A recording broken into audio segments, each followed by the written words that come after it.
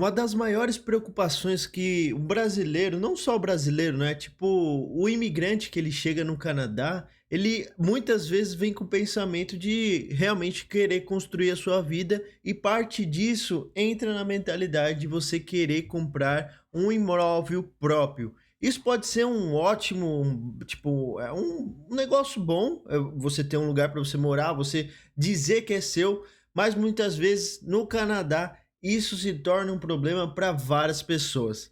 Mas antes de eu entrar nesse detalhe aí, deixa aqui nos comentários, à medida que você achar alguma coisa interessante, você achar que o preço está muito caro, o preço está barato, na sua cidade o preço de uma casa similar seria mais barato, mais caro, ou também se você quiser deixar um comentário aí para eu pegar essa sua ideia e jogar num vídeo aí. Porque eu tenho bastante problema de entregar esse vídeo. O YouTube quer que eu fique pagando ele, mas vamos para esse vídeo para você entender um pouco mais sobre o Real Estate, que são as casas, apartamentos, para a gente entender um pouco mais sobre aluguel e também a questão de você efetivamente comprar a sua casa. Cara, você chega no Canadá, você vai realmente construir uma vida nova. Evidentemente que isso vai levar tempo a fim de você, tipo, pegar e comprar suas coisas, construir realmente a mesma coisa que você tinha antes em termos materiais, sei lá, 3 carros na garagem, talvez você nem tenha, mas sei lá, jet ski, poder viajar todo final de semana, você ter a sua casa. Isso vai demorar, mas acontece. Isso acontece se você tem um bom planejamento. Só que no Canadá, esse é o maior custo, com certeza, para o imigrante, não só para o imigrante, para qualquer pessoa que está aqui no Canadá, que é a questão de você alugar uma casa e você comprar essa sua casa. E alguns motivos são questões históricas, questões relevantes sobre a economia, questões sobre a imigração que eu consigo analisar aí a partir do momento que eu tô aqui em Toronto. Agora tá nevando, então, tipo assim, não dá pra ver muita coisa, tá tudo branco aqui atrás, tá tudo nevando, mas ali atrás tá a CN Tower. Então, do meu apartamento aqui, um estúdio, eu consigo ver a CN Tower lá atrás, então eu consigo meio que analisar um pouco mais sobre a situação geral sobre o Canadá. Mas eu peguei aqui pra gente ter mais ou menos uma ideia. Eu peguei, tipo assim, pra gente pegar um estúdio. Puta, o estúdio já é apertado, Léo, putz, vou perder muito da minha qualidade de vida. Só um estúdio em downtown é tipo, ele gira em torno de 1.300, 1.400, 1.600 dólares, dependendo da região onde você vai.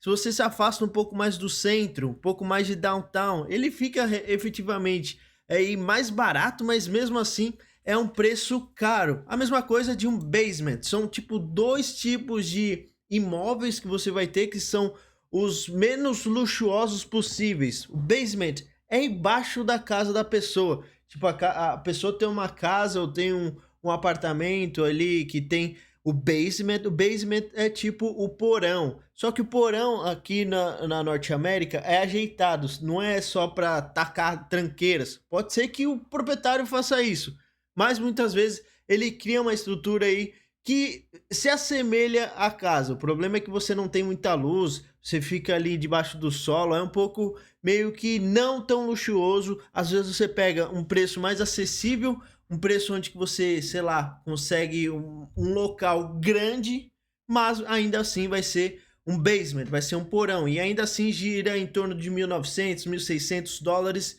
E Léo, o quanto isso é caro?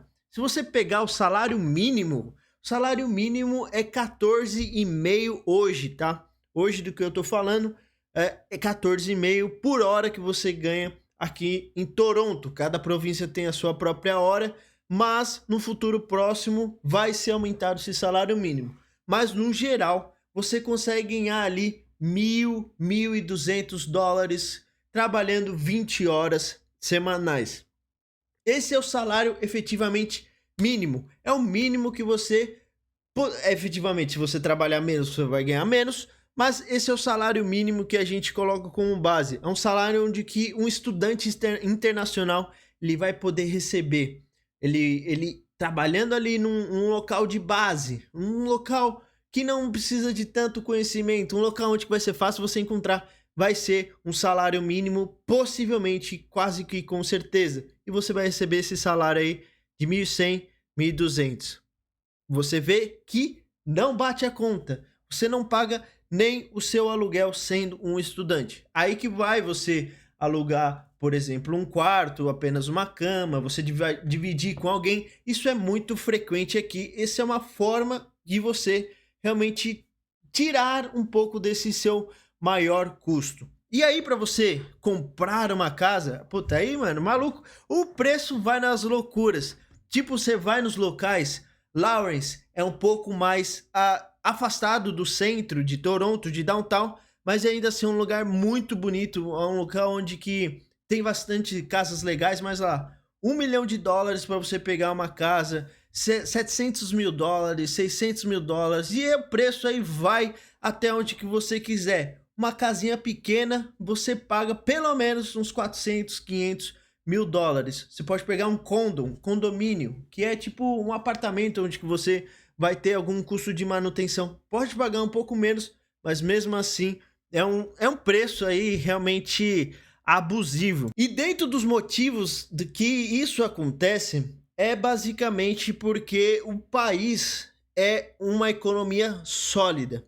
Então, pessoas do mundo inteiro, quando elas querem pegar lá o seu dinheiro, investir numa coisa sólida, numa coisa que eles têm quase que certeza que não vão perder dinheiro, é o real estate quando se trata de um local, por exemplo, como Toronto, por exemplo, como Nova York. Em toda Nova York? Não. Nova York ali, por exemplo, próximo da Times Square, os preços sempre estão na loucura. Só que mesmo durante esse período, nos Estados Unidos deu uma baixada. Nos Estados Unidos você consegue comprar uma casinha legal ali, 400, 300, dependendo do local que você vai. Por exemplo, se você também for ali pro Vale do Silício, putz, você vai pagar loucuras, assim como em Toronto.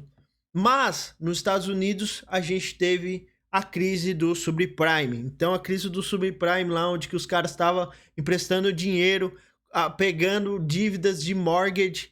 Mortgage é a mesma coisa de, por exemplo, no Brasil a gente faz um financiamento, na Norte América a gente faz um mortgage. O mortgage é você, tipo, pegar e parcelar ali o preço da sua casa, do seu apartamento, pagando alguns certos juros. E aí, essa crise do subprime afetou bastante os Estados Unidos, afetou o mundo inteiro. E no Canadá, ele deu uma segurada, o governo ele deu aquela bancada lá, segurou toda aquela crise. E a questão sempre, já faz um tempo, né, que é a questão do PIB do Canadá, ele vinha caindo de fato, né, e mesmo assim a economia, apesar desse fato, né, é uma economia sólida, é uma economia onde que você tem uma previsibilidade, uma segurança maior do que nos outros países, mesmo quando se passa dentro de uma crise. E essa crise, ela foi passada, ela passou de boa, tranquilo, os caras estavam lá relaxados por conta do governo. O governo canadense é um governo bem... é meio que estranho de escrever, mas ele é bem questões de dar mais uma segurança maior para os habitantes. Aqui a gente chama que eles são liberals, eles são mais focados para o público, o povão, então eles querem ali dar uma segurança para a população em si. Então foi aí que o governo injeta dinheiro para a questão de segurar a economia. E isso acontece até hoje. Cara, Toronto é tipo um canteiro de obras. Você vai andando assim pelo menos de 2 em 2 bairros, pelo menos tem uma obra. Cara, você passa ali no metrô, você vai passar umas 3, 4 estações, tem uma obra. Você pega o seu carro, passa na estrada, tem obra. Tem obra para tudo que é lugar. E grande dessas obras é bancada pelo governo.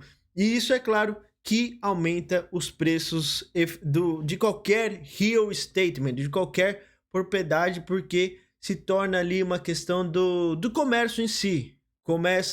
Tem bastante gente à procura, o governo fica gastando mais, os preços vão lá na loucura. Só que, beleza, essa análise aí é bem simples, Léo. Essa análise é bem superficial. Talvez qualquer pessoa conseguiria fazer essa sua análise. Mas tem um detalhe de que eu entendi conversando com algumas pessoas, ainda mais depois dessa guerra que teve aí contra a questão da Ucrânia com a Rússia. E isso não é a única guerra, não é o único conflito que teve no mundo e que vai ter no mundo. Isso acontece sempre. E o Canadá é um país de que ele abraça essas pessoas que estão tendo em guerra. Por exemplo, as pessoas que estavam ali entre o conflito entre Hong Kong e China. Hong Kong querendo ser abraçada pela China, pelo seu governo socialista ou comunista, não sei ao certo. Mas durante esse conflito, várias pessoas pediram refúgio no Canadá. E dentro dessas várias pessoas, elas têm grana. Elas pedem um refúgio para fugir do governo e elas não precisam ser um pé rapado, não precisam estar sem nenhuma grana no bolso. Elas podem ser pessoas que têm bastante cash e elas entram aqui sem custo algum pedindo o refúgio. E com essa grana que eles têm de sobra, eles vão e saem comprando um monte de propriedade. Então, tem várias propriedades que foram compradas por essas pessoas. Mas, Léo, o que tem a ver essa questão aí entre a Ucrânia e a Rússia? Cara, tem gente hoje, o cara da Ucrânia, que ele tá estudando, ele não tem a residência permanente, ele volta para o seu país, ele descreve o status deles, que ele está sofrendo com a guerra e ele pede um refúgio no Canadá. E essa pessoa, ela tira grande parte do seu custo, por exemplo, que ela estava estudando, ela estava pagando 3 vezes mais, ela volta para o seu país, ela retorna para o Canadá com a residência permanente e o grana extra ele vai lá e investe em alguma coisa. Grandes dessas pessoas, de novo, elas não são perrapadas, elas não são as pessoas realmente bem ferradas na vida. Não, são pessoas onde que, sei lá, os pais são médicos, os pais têm uma grana e falam, filho, a gente tá com uma grana aqui, a gente quer dar uma coisa da hora para você, mas também quer que a minha grana, ela fica num lugar seguro. Eu tô tendo um conflito aqui na minha terra, eu tenho minha grana, boto lá no Canadá, compro uma casa, tranquilo, minha grana, ela tá segura. O governo da Rússia, da não sei aonde, pode bloquear o que for, eu ainda tenho uma propriedade ali física na Norte América, num local onde que vai estar seguro. E essa questão que eu acabei de falar, só para dar aquela concluída, muita gente pensa exatamente dessa forma. Vou comprar um real estate, vou comprar esse melhor investimento do mundo. É uma coisa física, uma coisa palpável, uma coisa que eu vou ter certeza que ninguém vai roubar, ninguém vai evaporar. Essa é uma grande ideia, ainda mais do que a gente veio. Sei lá, qualquer governo pode vir bloquear nossa conta. A minha conta no Canadá ela já foi bloqueada 2 vezes porque eu sou imigrante, eu não tenho nenhum crédito, não apresentei os documentos de uma forma prévia. Ele foi lá e bloqueou. Isso pode acontecer com qualquer pessoa e isso é normal. Esse pensamento de você comprar um real estate é legal. Porém, para você que é um novo imigrante, vai ser difícil. Não precisa reclamar, se lamentar da vida, mas o que eu diria é para você pensar de uma outra maneira. Você trabalhando em cerca ali de 8 anos, 10 anos, você consegue comprar essa casa, você consegue financiar, dá ali o seu down payment, pega uma grana, dá de entrada e parcela o resto a partir aí desse mortgage. Você vai conseguir, é possível à medida que você vai evoluindo no seu trabalho. Porém, pensa de uma forma diferente, a fim de você evoluir. Muitas das vezes é legal, numa Norte América, num país como o Canadá, é legal você abrir o seu próprio negócio, você ser um self-employed ou você abrir a sua própria empresa. Isso porque você vai economizar com várias coisas, você consegue entender um pouco mais de na questão de quanto vale realmente o seu serviço e a partir daí você pode cobrar muito mais. Em vez de você comprar uma casa, pode investir no seu próprio negócio. Não é para todo mundo, evidentemente, mas é uma forma de você, num país como o Canadá, como os Estados Unidos, onde que o mercado ele é bem aberto, essa é a forma ideal de você construir um pouco mais rápido aí o seu patrimônio. Vou soltar vídeos aqui para você entender um pouco mais dessas coisas que eu acabei de dizer, mas deixa aí nos comentários o que você achou sobre os preços, se você acha justo você pagar tão caro assim numa casinha no centro de Toronto para você poder viver e dizer que é seu, que eu tenho uma casa no Canadá. Muito obrigado por ter assistido esse vídeo aí, Foco Canadá.